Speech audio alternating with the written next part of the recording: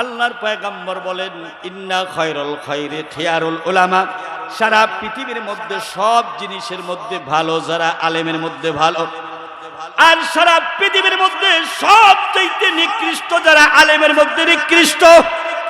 সুতরাং যারা কন্ট্রাক্ট করে 1 লক্ষ টাকা কন্ট্রাক্ট করে 80,000 টাকা কন্ট্রাক্ট করে যারা ওয়াজ করতে আসে, আল্লাহর কোরআন সাক্ষী, এই কোরআনের আয়াতের দ্বারা বোঝা যায় যে ওই সমস্ত বক্তাদের আলোচনা শোনা এবং তাদের আলোচনার আয়োজন করা জায়েজ নাই। আজকে আমাদের দেশে কন্ট্রাক্টওয়ালা বক্তা, কন্ট্রাক্ট চুক্তি করনেওয়ালা বক্তা আছে না নাই? আজকে আমাদের দেশে এমন কিছু বক্তার আবির্ভাব হয়েছে। ইলিয়াসুর রহমান জিহাদি 80,000 টাকা ছাড়া স্টেজে ওঠে না। তারেক মনোয়ার সাহেব 70,000 80,000 টাকা না হইলে তাকে প্যান্ডেলের ভিতরে আনা যায় না, তার দাওয়াত গ্রহণ করা যায় না। হাফিজুর রহমান কুয়াকাটা 2.5 লাখ না হইলে আসে না, 2 লাখ 2.5 লাখ এরকম। আবার কিছুদিন আগে একজন ধরা খাইল, মিয়াজি সাহেব, আব্দুল কাইম মিয়াজি সাহেব, টাকার জন্য 90,000 টাকা না উঠলে সে উঠবে না, স্টেজেই উঠবে না। এই ধরনের চুক্তি করা কন্ট্রাক্টওয়ালা বক্তা আমাদের সমাজে আছে না নাই?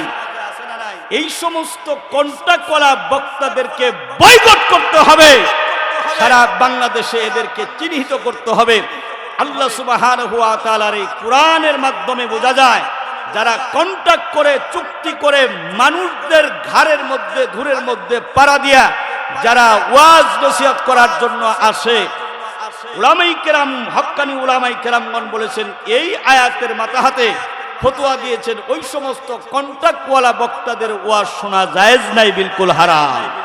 দুরপেশানি নে তেরি কতরোं को दरिया कर दिया, दुरपेशानी ने तेरी कतरों को दरिया कर दिया, दिल को रोशन कर दिया है, आँखों को बीना कर दिया।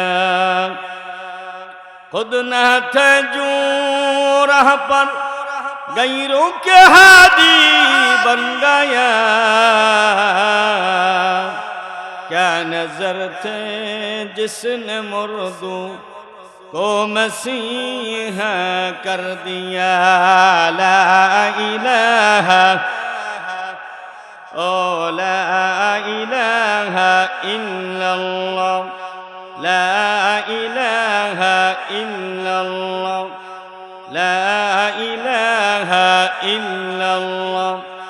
3টি টুকরো সাদা কাপড়, 3টি টুকরো সাদা কাপড় হবে রে তোর পাওনা, 3.5 হাত জায়গা পাবি, পাবি না রে বিছানা। লা ইলাহা। রণস্থল মুর্শিদা ইসলামিয়া মহিলা মাদ্রাসা কর্তৃক আয়োজিত আজকের এই তাফসিরুল কোরআন মাহফিলের শ্রদ্ধাভাজন সম্মানিত সভাপতি মুআজ্জাজ মুহতারাম সেরতাজ উলামায়ে কেরাম, আল্লাহ সুবহানাহু ওয়া তাআলার আলিশান দরবারে লাখো কোটি শুকরিয়া জ্ঞাপন করছি যে মহান স্রষ্টা আমাদেরকে দুনিয়াবি সমস্ত যায় ঝামেলাকে উপেক্ষা করে জাতির এই ক্লান্তি লগ্নে তাফসিরুল কোরআন মাহফিলে আল্লাহ সুবহানাহু ওয়া তাআলা আমাদেরকে আসার বসার তৌফিক দান করেছেন। এই জন্য আমরা সকলেই বলি আলহামদুলিল্লাহ। দরুদ ও সালাম প্রেরণ করছি বিশ্বনবী বিশ্বমানবতার দূত সরকারে কায়নাত সরকারে দো আলম হযরতে আমিনার কলিজার টুকরা নয়নের দুলালি, নির্যাতিত নিপীড়িত মানুষের নেতা মুহাম্মদুর রাসূলুল্লাহ সাল্লাল্লাহু আলাইহি ওয়াসাল্লামের আল্লাহ সুবহানাহু ওয়া তাআলা আমাদেরকে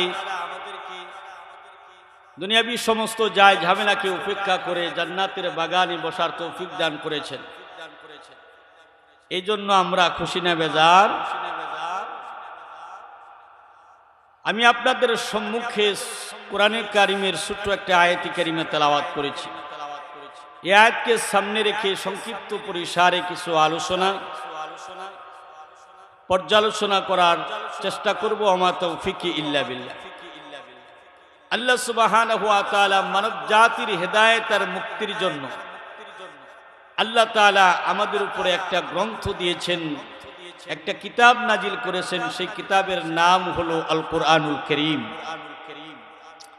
আর একটা ধর্ম আমাদেরকে উপহার দিয়েছেন, যেই ধর্মের নাম হলো ইসলাম। এই ইসলামের পরিপূর্ণতা প্রকাশ পাবে, প্রকাশিত হবে, পরিপূর্ণতা আসবে দ্বীনের মধ্যে, ইসলামের মধ্যে, যখন আমরা কোরআন এবং সুন্নাহ অনুযায়ী নিজের জীবনটাকে ব্যক্তিগত জীবন থেকে নিয়ে পারিবারিক জীবন পর্যন্ত আমরা আমাদের জীবনটাকে সাজাতে পারব। এই জন্য আল্লাহ সুবহানাহু ওয়া তাআলা যুগে যুগে যেরকম ভাবে আসমানি কিতাব নাজিল করেছেন মানুষের হেদায়েত আর মুক্তির জন্য, এমনি ভাবে তার পাশাপাশি আল্লাহ সুবহানাহু ওয়া তাআলা পথ হারা মানুষদেরকে হেদায়েতের পথে পরিচালিত করার জন্য আল্লাহ সুবহানাহু ওয়া তাআলা যুগে যুগে নবী রাসূলগণ প্রেরণ করেছেন। দুনিয়াতে যত নবী রাসূলগণ এসেছেন, সমস্ত নবী রাসূলগণদের একটাই মাত্র স্লোগান ছিল, একটাই মাত্র দাওয়াত ছিল, লা ইলাহা ইল্লাল্লাহ। দুনিয়াতে যত বিজ্ঞানিক এসেছে, সমস্ত বিজ্ঞানিক কারো বক্তব্যের সাথে কারো বক্তব্যের মিল ছিল না। কিছু কিছু বিজ্ঞানিক এসে বলল দুনিয়াতে সবচেয়ে বড় সমস্যা হলো পেটের সমস্যা, পেট ঠিক তো সব ঠিক। আবার তারপরে যে সমস্ত বিজ্ঞানিকরা আসলো তারা বলতে লাগলো যে না, দুনিয়াতে সবচেয়ে বড় সমস্যা হলো সেক্সুয়ালি সমস্যা। সেক্সুয়ালি সমস্যা যদি সমাধান হয়ে যায় তাহলে সব কিছু সমাধান হয়ে যায়। এরকম ভাবে এক একজন এক এক ধরনের থিওরি মানুষদেরকে তারা জানাইতে লাগলো। তাদের একজনের বক্তব্য আরেকজনের বক্তব্যের সাথে মিল ছিল না, বরং অভিন্ন ছিল। কিন্তু যুগে যুগে যত নবী রাসূলগণ এসেছেন, সমস্ত নবী রাসূলগণদের বক্তব্য এক ও অভিন্ন ছিল। সমস্ত নবী রাসূলগণ একটাই মাত্র দাওয়াত দিয়েছেন, লা ইলাহা ইল্লাল্লাহ। নবী রাসূলগণ দুনিয়ার জমিন থেকে চলে গিয়েছেন। এখন যুগে যুগে তার নবীদের যে রেখে যাওয়া ওয়ারিস উলামায়ে কেরাম, তারা এই কোরআন সুন্নাহ অনুযায়ী মানুষদেরকে, পথ হারা মানুষদেরকে সঠিক পথের দিশা দিবে, সঠিক পথের সন্ধান দিবে। এই জন্য আম মানুষ যারা আছে, এই জন্য আম মানুষ যারা আছে, জনসাধারণ যারা আছে, তারা সকলেই উলামায়ে কেরামের মুখের দিকে তাকিয়ে থাকে যে দেখি উলামায়ে কেরাম আমাদেরকে কি দিক নির্দেশনা দেয়, উলামায়ে কেরাম আমাদেরকে কি দিক নির্দেশনা দেয়। এই জন্য মুফতি শফি রাহিমাহুল্লাহ তাআলা তিনি তাফসীরুল মারিফুল কোরআনের মধ্যে তিনি লিখেছেন যে দুইটা গুণ যাদের মধ্যে পাওয়া যাবে, দুইটা বৈশিষ্ট্য যাদের মধ্যে পাওয়া যাবে, দুইটা সিফত যাদের মধ্যে পাওয়া যাবে, তাদেরকে অনুসরণ করা যেতে পারে, তাদেরকে অনুকরণ করা যেতে পারে। দুইটা গুণ যাদের মধ্যে পাওয়া যাবে, সেই দুইটা গুণ কি? আল্লাহ সুবহানাহু ওয়া তাআলা কোরআনে কারীমের মধ্যে লিপিবদ্ধ করে দিয়েছেন, ইত্তাবিউ মাল্লা ইয়াসআলুকুম আজরান ওয়া হুম মুহতাদুন। যে এক নাম্বার গুণ হলো যে সমস্ত উলামায়ে কেরাম মানুষদেরকে দ্বীনের পথে ডাকবে, যে সমস্ত উলামায়ে কেরাম মানুষদেরকে কোরআন সুন্নাহর মাধ্যমে মানুষদেরকে জান্নাতের পথে ডাকবে, ওই সমস্ত উলামায়ে কেরাম কারো কাছ থেকে প্রতিদান চাবে না, চুক্তি করবে না, কন্ট্রাক্ট করে তারপরে তারা বক্তব্য দিবে না। আজকে আমাদের দেশে কন্ট্রাক্টওয়ালা বক্তা, কন্ট্রাক্ট চুক্তি করনেওয়ালা বক্তা আছে না নাই? আজকে আমাদের দেশে এমন কিছু বক্তার আবির্ভাব হয়েছে। ইলিয়াসুর রহমান জিহাদি ৮০,০০০ টাকা ছাড়া স্টেজে ওঠে না। তারেক মনোয়ার সাহেব ৭০,০০০ ৮০,০০০ টাকা না হইলে তাকে প্যান্ডেলের ভিতরে আনা যায় না, তার দাওয়াত গ্রহণ করা যায় না। হাফিজুর রহমান কুয়াকাটা 2.5 লাখ না হইলে আসে না, 2 লাখ 2.5 লাখ এরকম। আবার কিছুদিন আগে একজন ধরা খাইল, মিয়াজি সাহেব, আব্দুল কাইম মিয়াজি সাহেব, টাকার জন্য 90,000 টাকা না উঠলে সে উঠবে না, স্টেজেই উঠবে না। এই ধরনের চুক্তি করা কন্ট্রাক্টওয়ালা বক্তা আমাদের সমাজে আছে না নাই? এই সমস্ত কন্ট্রাক্টওয়ালা বক্তাদেরকে বয়কট করতে হবে, সারা বাংলাদেশে এদেরকে চিহ্নিত করতে হবে। আল্লাহ সুবহানাহু ওয়া তাআলার এই কোরআনের মাধ্যমে বোঝা যায়, যারা কন্ট্রাক্ট করে, চুক্তি করে, মানুষদের ঘাড়ের মধ্যে, ধুরের মধ্যে পাড়া দিয়া যারা ওয়াজ নসিহত করার জন্য আসে, উলামায়ে কেরাম, হক্কানি উলামায়ে কেরামগণ বলেছেন, এই আয়াতের মাতাহাতে ফতোয়া দিয়েছেন, ওই সমস্ত কন্ট্রাক্টওয়ালা বক্তাদের ওয়াজ শোনা জায়েজ নাই, বিলকুল হারাম। হাদিস শরীফের মধ্যে আসছে, উলামায়ে কেরাম হলো নবীর ওয়ারিস। আল উলামা ওয়ারাসাতুল আম্বিয়া, উলামায়ে কেরামরা হলো নবীদের ওয়ারিস। আর এক হাদিসের মধ্যে আল্লাহ রাসূল সাল্লাল্লাহু আলাইহি ওয়াসাল্লাম বর্ণনা করেন, যারা কোরআন হাদিস শিক্ষা করবে, ইলমে দ্বীন শিক্ষা করবে দুনিয়া লাভের আশায়, যারা ইলমে দ্বীন শিক্ষা করবে, কোরআন হাদিস শিক্ষা করবে, কোরআন হাদিসের আলোচনা করবে, কন্ট্রাক্ট করে, চুক্তি করে, যারা কোরআন হাদিসের আলোচনা শিক্ষা করবে, সাধারণ মানুষদেরকে নিজের প্রতি আকৃষ্ট করার জন্য বিশ্বনবী মুহাম্মদ রাসূলুল্লাহ সাল্লাল্লাহু আলাইহি ওয়াসাল্লাম বলেন, আদখালাহুল্লাহুন নার, আল্লাহ সুবহানাহু ওয়া তাআলা তাদের সবাইকে আল্লাহ তাআলা জাহান্নামের মধ্যে নিক্ষেপ করবে। বিশ্বনবীজি বলেন, যেই সমস্ত বক্তাগুলো, যেই সমস্ত আলেম, নামদারি আলেমগুলো কোরআন হাদিস ইলমে দ্বীন শিক্ষা করবে, নিজেদেরকে মানুষদের কাছে আকৃষ্ট করার জন্য, সাধারণ মানুষদেরকে নিজের প্রতি আকর্ষণ করানোর জন্য, মানুষদেরকে চাপ প্রয়োগ করে, কন্ট্যাক্ট করে, তারপরে যারা ইলমে দ্বীন মানুষের কাছে প্রচার করতে যাবে, বিশ্বনবীজি বলেন, আদখালাহুল্লাহুন নার, ওই সমস্ত নামদারি উলামায়ে কেরামকে আল্লাহ সুবহানাহু ওয়া তাআলা তাদের একটাই মাত্র ঠিকানা রেখে দিয়েছেন, জাহান্নাম। এই জন্য বিশ্বনবীজি বলেন, ইন্না খায়রুল খায়রে খিয়ারুল উলামা, সারা পৃথিবীর মধ্যে সব জিনিসের মধ্যে ভালো যারা আলেমের মধ্যে ভালো, ওয়া ইন্না শাররুল শাররি শিরারুল উলামা, সারা পৃথিবীর মধ্যে সব জিনিসের মধ্যে খারাপ যারা আলেমের মধ্যে খারাপ। ভাত কিন্তু নষ্ট হলেও খাওয়া যায়, পান্তা খাওয়া যায়, তারপরেও যদি পচেও মনে করেন নরমও হয়ে যায়, ওই পেঁয়াজ মরিচ কেটে তারপরে কিন্তু সেই ঠান্ডা ভাতগুলো, নরম ভাতগুলো খাওয়া যায়, ঠিক কিনা জোরে কোন? কিন্তু পোলাও বিরিয়ানি যদি একবার পচে যায়, সেই পোলাও বিরিয়ানি কিন্তু খাওয়ার কোনো জো থাকে না, ঠিক কিনা? আল্লাহ নবী, বিশ্বনবী এই কথাই বোঝাতে চেয়েছেন, উলামায়ে কেরাম হলো সারা পৃথিবীর মধ্যে সবচাইতে ভালো, সমস্ত জাতির মধ্যে সবচাইতে উত্তম জাতি। আল্লাহর পয়গম্বর বলেন, খায়রুকুম মান তাআল্লামাল কুরআনা ওয়া আল্লামা, আসমানের নিচে জমিনের উপরে সবচাইতে উত্তম হলো তারা যারা আল্লাহর কোরআন যারা শিক্ষা দেয় এবং যারা শিক্ষা গ্রহণ করে, তারা হলো সবচাইতে উত্তম আল্লাহর জমিনে, ঠিক কিনা জোরে কোন? আমার ভাইরা, আমার বন্ধুরা আমার, এই জন্য আল্লাহর পয়গম্বর বলেন, ইন্না খায়রুল খায়রি খিয়ারুল উলামা, সারা পৃথিবীর মধ্যে সব জিনিসের মধ্যে ভালো যারা আলেমের মধ্যে ভালো, আর সারা পৃথিবীর মধ্যে সবচাইতে নিকৃষ্ট যারা আলেমের মধ্যে নিকৃষ্ট। সুতরাং যারা কন্ট্রাক্ট করে 1 লক্ষ টাকা কন্ট্রাক্ট করে, 80,000 টাকা কন্ট্রাক্ট করে যারা ওয়াজ করতে আসে, আল্লাহর কোরআন সাক্ষী, এই কোরআনের আয়াতের দ্বারা বোঝা যায় যে ওই সমস্ত বক্তাদের আলোচনা শোনা এবং তাদের আলোচনার আয়োজন করা জায়েজ নাই। এই জন্য পূর্ববর্তী বুজুর্গানে দিন যারা ছিলেন, তারা নিজেদের টাকা ব্যয় করে বিভিন্ন গ্রামে গ্রামে, মহল্লায় মহল্লায় যায় মানুষদেরকে কোরআন হাদিসের আলোচনা শোনাইতেন। দলে দলে মানুষ মুসলমান হয়ে গেত। সুবহানাল্লাহ। খাজা মঈনুদ্দিন চিশতি রহমতুল্লাহি আলাইহি সুন্দর চেহারা দেখিয়া, নুরানি চেহারা দেখিয়া, আল্লাহওয়ালাদের চেহারা দেখিয়া 90,000 হিন্দু পর্যন্ত কালেমা পড়ে মুসলমান হয়ে গেছে। সুবহানাল্লাহ।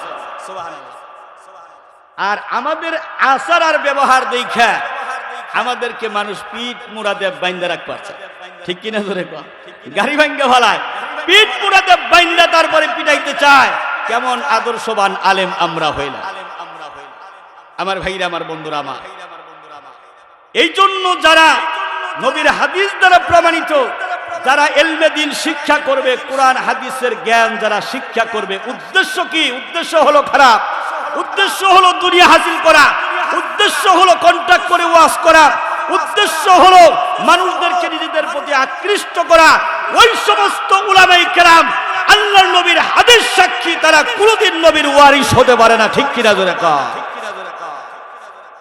এই জন্য আলেমের মধ্যে আবার প্রকার আছে।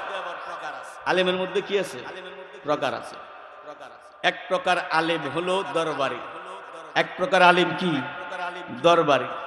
আরেক প্রকার আলেম হলো সরকারি, আরেক প্রকার আলেম কি? সরকারি। আরেক প্রকার আলেম হলো দরকারি।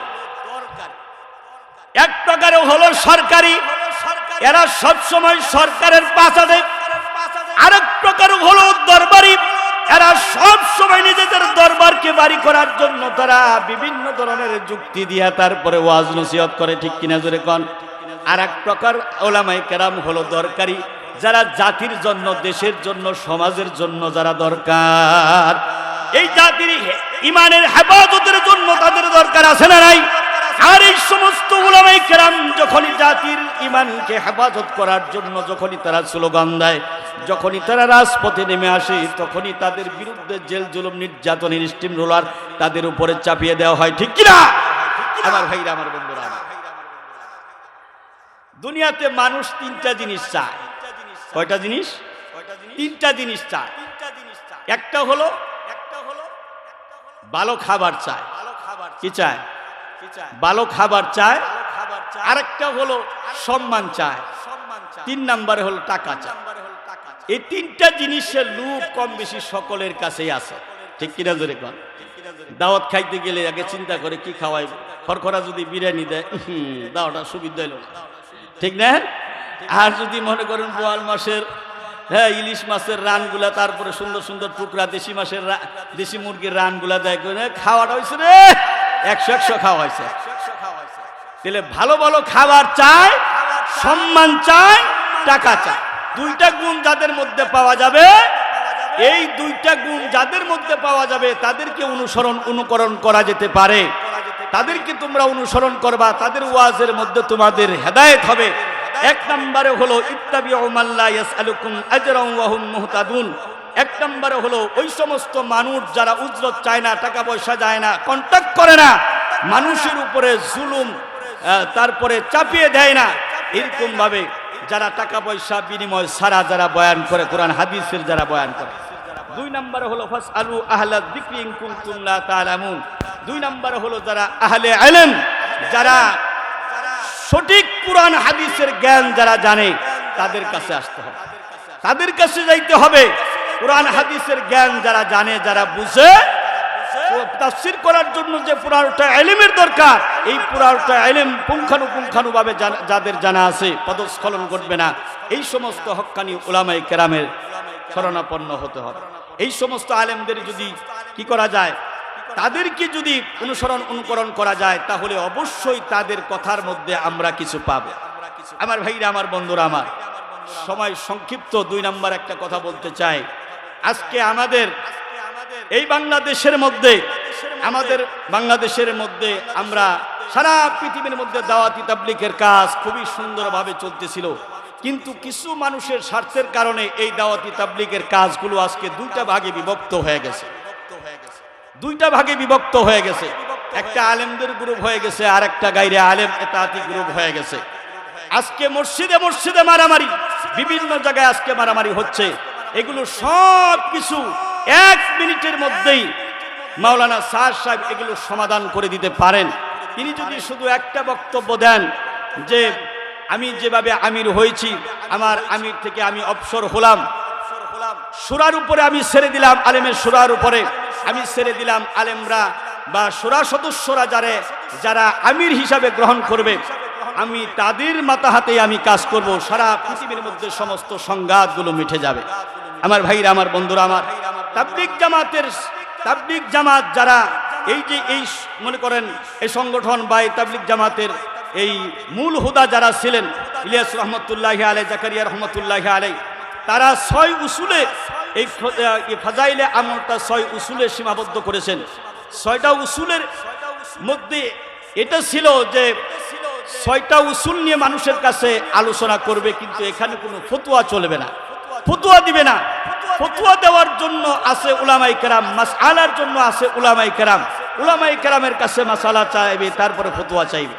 কিন্তু 6 উসুল থেকে বের হয়ে যখনই স্যার সাহেব ফতোয়া দিলেন যে কোরআন অর্থসহ পড়াটা হলো ওয়াজিব, সুতরাং যারা অর্থসহ কোরআন না পড়বে তারা প্রত্যেকটা হরফে হরফে, ওয়ার্ডে ওয়ার্ডে, শব্দে শব্দে তারা ওয়াজিব তরক করা গুনাহ হবে। তাহলে আমাদের মতো আলিমি তো অনেক জায়গায় আমরা অর্থ অনেক সময় বুঝতে পারি না, ঠিক কিনা? সাধারণ মানুষ তো পারেই না। তাহলে কোরআনও পড়লো, আবার ওয়াজিব তরক করার গুনাহ হইতেছে প্রত্যেকটা আয়াতে আয়াতে, ওয়ার্ডে ওয়ার্ডে। এই যে ফতোয়া দিলেন 6 উসুল থেকে তিনি বের হয়ে গেলেন, এটা সম্পূর্ণ তাবলিগ জামাতের যে উসুল নিয়ম কানুন যেটা নির্ধারণ করা হয়েছিল তার থেকে তিনি বের হয়ে গেছেন। আরেকটা তিনি কথা বলেছেন যে হেদায়েত দেওয়ার মালিক আল্লাহ না, হেদায়েত দেওয়ার মালিক হলো, হেদায়েত দেওয়ার মালিক আল্লাহ না, হেদায়েত দেওয়ার মালিক যদি আল্লাহ হতেন তাহলে যুগে যুগে নবী রাসূলগণ প্রেরণ করতেন না। নাউজুবিল্লাহ। আল্লাহর রাসূল সাল্লাল্লাহু আলাইহি ওয়াসাল্লামের চাচা যখন ইন্তেকাল করলেন, আল্লাহর রাসূলের চাচা আবু তালিব যখন ইন্তেকাল করে, আল্লাহ রাসূল সাল্লাল্লাহু আলাইহি ওয়াসাল্লাম বললেন, হে চাচা, তুমি শুধু বলো লা ইলাহা ইল্লাল্লাহ, মুহাম্মদ বলারও দরকার নাই, এতটুকু বলে তুমি যদি ইন্তেকাল করতে পারো, খোদার কসম করে বলি আমি ওয়াদা দিলাম কিয়ামতের দিন আমি রাসূল তোমাকে ছাড়া জান্নাতে যাইব না।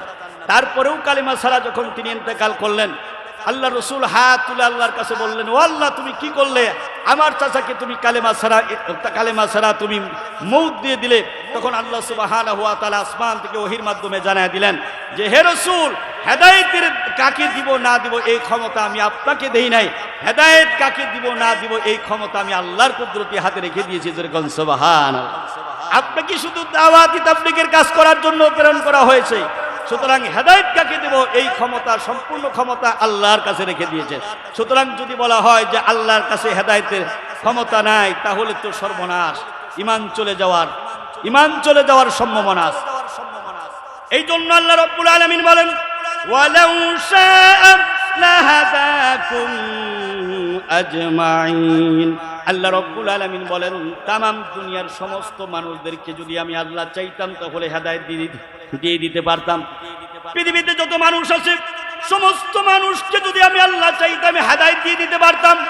কারণ হেদায়েতের সমস্ত চাবিকাঠি হলো আল্লাহ সুবহানাহু ওয়া তাআলা কুদরতি হাতে, কিন্তু আল্লাহ তাআলা মানুষের বিবেকের উপরে ছেড়ে দিয়েছেন, ঠিক কিনা জোরে কোন?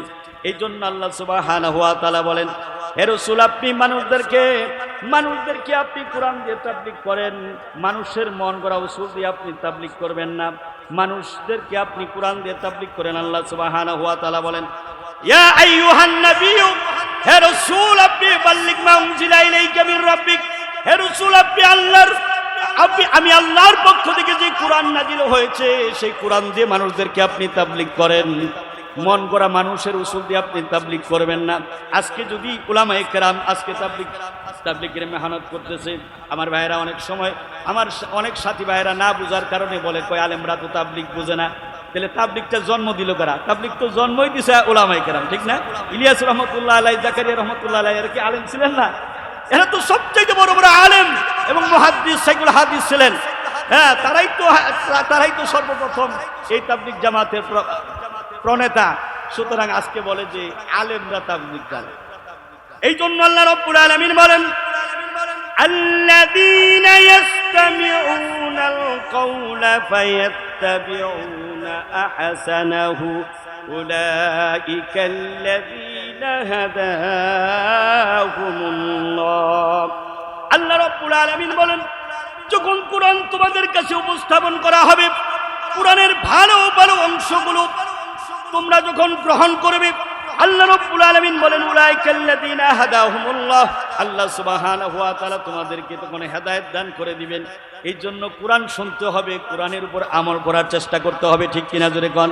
আমার ভাইরা, আমার বন্ধুরা, আমার আজকে কোরআন হাদিস অনুযায়ী যারা জীবন পরিচালনা করতে চায়, ইসলামী আন্দোলন যারা করতে চায়, আমার বন্ধুগণ তাদেরকে আজকে মিটিয়ে দেওয়ার জন্য সর্বোপরি চেষ্টা হয়েছিল। আপনারা জানেন এদেশে যারা ইসলামী আন্দোলন করে, খেলাফত দিয়ে যারা কাজ করে, ইসলামতে দিন প্রতিষ্ঠা করার জন্য যারা মাঠে ময়দানে, যারা জেল জুলুম নির্যাতনের স্টিম রোলার গুলো যাদের উপরে চাপিয়ে দেওয়া হয়েছিল, 5ই আগস্টের আগে তাদেরকে নিষিদ্ধ করে দেওয়া হলো, জামাত ইসলামকে নিষিদ্ধ করা হলো, দিয়ে দেওয়া হলো। হেফাজতে ইসলামকে বাংলাদেশ থেকে মিটিয়ে দেওয়ার জন্য চেষ্টা করা হয়েছিল, জামাত ইসলামকে বাংলাদেশ থেকে, ইসলামী আন্দোলনকে দুনিয়ার বুক থেকে, বাংলাদেশের জমিন থেকে একেবারে মিটিয়ে দেওয়ার জন্য যখন চেষ্টা করা হয়েছিল, আল্লাহ রাব্বুল আলামিন বলেন ইউরিদুনা লিইউতফিউ নূরাল্লাহি বিআফওয়াহিহিম ওয়াল্লাহু মুতিম্মু নূরিহি ওয়ালাউ কারিহাল কাফিরুন। আল্লাহ রাব্বুল আলামিন বলেন ওরা যখন ইসলামী আন্দোলন, হেফাজতে ইসলাম যারা কোরআন হাদিসের কথা যারা মাঠে ময়দানে মানুষদেরকে জানানোর জন্য যারা চেষ্টা করতেছে, জামাত ইসলামের কর্মীগুলো, যে সমস্ত ভাইরা কোরআনের জন্য, ইসলামী আন্দোলনকে প্রতিষ্ঠা করার জন্য, ইসলামী রাজকে কায়েম করার জন্য, কোরআন অনুযায়ী এ দেশটাকে পরিচালনা করার জন্য যখনই তারা চেষ্টা করেছিল, তখনই তাদেরকে একেবারে নিষিদ্ধ করে দিয়ে তারা বাংলার জমিন থেকে তাদেরকে একেবারে উৎখাত করার জন্য চেষ্টা করলো। আল্লাহ রাব্বুল আলামিন বলেন তাদেরকে তোমরা উৎখাত করতে পারবে না, কারণ আমি আল্লাহর কোরআনের নূর কোনোদিন কেউ দুনিয়ার জমিন থেকে মিটাইয়ে দিতে পারবে না। জোরে কোন সুবহানাল্লাহ। আমার ভাইরা, 1492 খ্রিস্টাব্দে স্পেন জয় করলো রাজা ফার্ডিনান্ড এবং রানী ইসাবেলা। রাজা ফার্ডিনান্ড এবং রানী ইসাবেলা স্পেন জয় করলো, ত্রাস কায়েম করলো। রাজা ফার্ডিনান্ড এবং রানী ইসাবেলা রাজা ফার্ডিনান্ডকে বলল, বাসর ঘরে অনেক নারী তার স্বামীর কাছে অনেক কিছু চায় বিলাসিতার জন্য, কিন্তু তোমার কাছে আমার একটাই মাত্র চাওয়া, সেটা হলো এই স্পেনের বুকে যেন কোনো মুসলমান কোনো জীবিত থাকতে পারে না। জোরে কন্যা নাউজুবিল্লাহ। কোনো মুসলমানের অস্তিত্ব জানি স্পেনে থাকতে পারে না। আমার ভাইরা, আপনারা জানেন হাজার হাজার মুসলমানকে ধ্বংস করা হলো, মসজিদ মাদ্রাসাকে পুড়িয়ে দেওয়া হলো, তারপরে মুসলমানদের কোরআনকে একত্রিত করে ট্রাককে ট্রাক, গুডাউনকে গুডাউন একত্রিত করে জ্বালিয়ে পুড়ে সরকার করে দিয়ে রাজা ফার্ডিনান্ড ঘোষণা করেছিল, ও মুসলিম জাতি, তোমাদের হৃদয়ের একমাত্র স্পন্দন কোরআনে কারিমকে দুনিয়া থেকে উৎখাত করে দিলা। আমার ভাইরা, আজকে এই যে মাদ্রাসার উদ্যোগে, মুর্শিদা ইসলামিয়া মহিলা মাদ্রাসার উদ্যোগে আজকে তাফসিরুল কোরআন মাহফিল যে হইতেছে, আমার বন্ধুগণ, এর দ্বারা কি প্রমাণিত হয় না কোরআন আছে না নাই? কোরআনের আলো আছে না নাই? ওই যে রাজা ফার্ডিনান্ড হাজার বছর আগে, শত শত বছর আগে যে ঘোষণা করেছিল যে তোমাদের হৃদয়ের স্পন্দন কোরআনকে দুনিয়া থেকে উৎখাত করে দিলাম, আমরা রাজা ফার্ডিনান্ডকে আমরা জানিয়ে দিতে চাই, ও রাজা ফার্ডিনান্ড, তুমি শুনে রাখো, তোমার মতো যত স্বৈরাচারী দুনিয়ার জমিনে আসবে আর এসেছিল, আল্লাহর কোরআনের বিরুদ্ধে তারা যতই তারা ষড়যন্ত্র করুক না কেন, আল্লাহর কোরআন ছিল, থাকবে। কোন নাস্তিকের বাচ্চা আল্লাহর কোরআনের বিরুদ্ধে ষড়যন্ত্র করে জমিনের টিকে থাকতে পারবে না, ঠিক কিনা জোরে কর। রাজা ফার্ডিনান্ড পারেনি, আবু জাহেল, উতবা, সাইবা তারা পারেনি। দুনিয়ার জমিনে যত স্বৈরাচারীরা এসেছে, কেউ আল্লাহর কোরআনের বিরুদ্ধে পদক্ষেপ নিয়ে তারা জমিনে টিকে থাকতে পারেনি, ঠিক কিনা জোরে কর। আমার ভাইরা, আমার বন্ধুরা, আমার তো 5ই আগস্টের আগে ইসলামী আন্দোলনকে দমিয়ে দেওয়ার জন্য যখন হেফাজতের বড় বড় কর্মী, জামাত ইসলামের বড় বড় কর্মীদেরকে অ্যারেস্ট করলো, তাদের নাম নিশানাকে মিটিয়ে দেওয়ার জন্য তারা চেষ্টা করলো, আল্লাহ বলেন যে না, আমি এদেরকে দিয়েই দুনিয়ার জমিনে আমি আল্লাহ সুবহানাহু ওয়া তাআলা কোরআনের রাজ কায়েম করব। আল্লাহ সুবহানাহু ওয়া তাআলা যেই সমস্ত মানুষগুলো প্রশাসনগুলো আমার ভাইয়েরা যাদেরকে সারা দিন দৌড়াইতে থাকতো, যেই সমস্ত সাংবাদিক ভাইয়েরা 1 মিনিট সময় দিত না, ওই সমস্ত সাংবাদিক ভাইয়েরা আজকে হেফাজত, তারপরে খেলাফত আন্দোলন, জামাত ইসলামের বড় বড় আজকে নেতাদের পিছনে হাজার হাজার সাংবাদিকরা আজকে ক্যামেরা নিয়ে নিয়ে তারপরে দৌড়াইতেছে। ঠিক কিনা জোরে কন যে স্যার একটা কথা বলেন, একটা বক্তব্য দেন। আমার ভাইরা, আমার বন্ধুরা, আমার আল্লাহ সুবহানাহু ওয়া তাআলা এই দেশটাকে কোরআন সুন্নাহ দিয়ে সাজানোর একটা পরিকল্পনা করেছেন। আল্লাহ বলেন, তোমরা তাদেরকে মিটিয়ে দেওয়ার জন্য ইচ্ছা পোষণ করলে ঠিকই, কিন্তু আমি আল্লাহ চাইলাম যে তাদেরকে দিয়েই আমি এই বাংলার জমিনটাকে কোরআন সুন্নাহ অনুযায়ী আমি আল্লাহ সাজায় দিব। এই জন্য আল্লাহ তাআলা বলেন, ইউরিদুনা লিইউতফিউ নূরাল্লাহ, তারা চায় আল্লাহর নূরকে নিভিয়ে দেওয়ার জন্য, আমি আল্লাহর কোরআনকে তারা একেবারে শেষ করে দেওয়ার জন্য, কিন্তু আমি আল্লাহ সুবহানাহু ওয়া তাআলার এই নূরটাকে তারা কখনো নিভিয়ে দিতে পারবে। কারণ কি? এই কোরআনটা হেফাজত করেছেন কে? আল্লাহ রাব্বুল আলামিন বলেন, দুনিয়ার জমিনে কোরআন হেফাজত করার জন্য আমি আল্লাহ এই দায়িত্ব কোনো মুফতির হাতে, কোনো মাওলানার হাতে, কোনো ইমামের হাতে, কোনো প্রেসিডেন্ট, কোনো প্রশাসনের হাতে আমি আল্লাহ সুবহানাহু ওয়া তাআলা দেই নাই। আল্লাহ রাব্বুল আলামিন কোরআনে কারীমের মধ্যে বলেন, ইন্না নাহনু নাযালনা যিকরা ওয়া ইন্না লাহু লাহাফিজুন। আল্লাহ বলেন, এই কোরআন নাজিল করেছি আমি, এই কোরআনের ধারক হলাম আমি আল্লাহ সুবহানাহু ওয়া তাআলা। দুনিয়ার জমিনে আমি আল্লাহ এই কোরআনকে তোমাদের মাঝে রেখে দিয়েছি ঠিকই। আল্লাহ তাআলা বলেন, এই কোরআনে কারীমকে আমি আল্লাহ তাআলা লাউহে মাহফুজে হেফাজত করেছি। দুনিয়ার জমিনে কোনো লাউহে মাহফুজ নাই। এই জন্য আল্লাহ সুবহানাহু ওয়া তাআলা হাজার হাজার হাফেজের সিনাকে লাউহে মাহফুজ বানায়া আল্লাহ রাব্বুল আলামিন সেই সিনার ভিতরে আল্লাহ তাআলা 30 পারা কোরআনটাকে হেফাজত করে রেখে দিয়েছেন। জোরে বলেন সুবহানাল্লাহ। যার কারণে দেখা যায় যে 7 বছরের একটা ছেলে, 8 বছরের একটা ছেলে 6 মাস 1 বছরের মধ্যে হাফিজে কোরআন হয়ে যায়। পৃথিবীতে এমন কোনো গ্রন্থ নেই, এমন কোনো রাইটারের কোনো লেখক বা রাইটারের কোনো লিখিত কোনো বই বা পুস্তিকা নেই যে ফার্স্ট থেকে লাস্ট পর্যন্ত সে নিজেও বলতে পারবে। কিন্তু আল্লাহর ঐশী কালাম কোরআনে কারীম এমন একটা গ্রন্থ, 7 থেকে 8 বছরের ছেলে যে দুনিয়ার কিছু বোঝে না, নারী কি জিনিস বোঝে না, টাকা কি জিনিস বোঝে না, আমার ভাইরা, আমার বন্ধুরা, আমার আল্লাহর কোরআনে কারীম গোটা কোরআনকে সূরা ফাতিহা থেকে নাস পর্যন্ত কমপ্লিট করে ফেলে। জোরে কোন সুবহানাল্লাহ, আরো জোরে কোন সুবহানাল্লাহ। এই জন্য হেফাজতের মালিক কে? জোরে বলেন। কোরআন হেফাজত করেছেন কে? আল্লাহ সুবহানাহু ওয়া তাআলা। এই জন্য এই কোরআন নিয়ে যারা সিনেমিনি খেলবে, এই কোরআনের বিপক্ষে যারা যাবে, এই কোরআনের বিপক্ষে যারা ভূমিকা রাখবে, এই কোরআনের বিপক্ষে যারা কথা বলবে, খোদার কসম করে বলি, অতীতেও কেউ টিকে থাকতে পারে নাই, বর্তমানেও পারবে না, ভবিষ্যতেও কোন নাস্তিক আল্লাহর কোরআনের বিরুদ্ধে কথা বলে আল্লাহর জমিনে টিকে থাকতে পারবে না। ঠিক কিনা জোরে কর।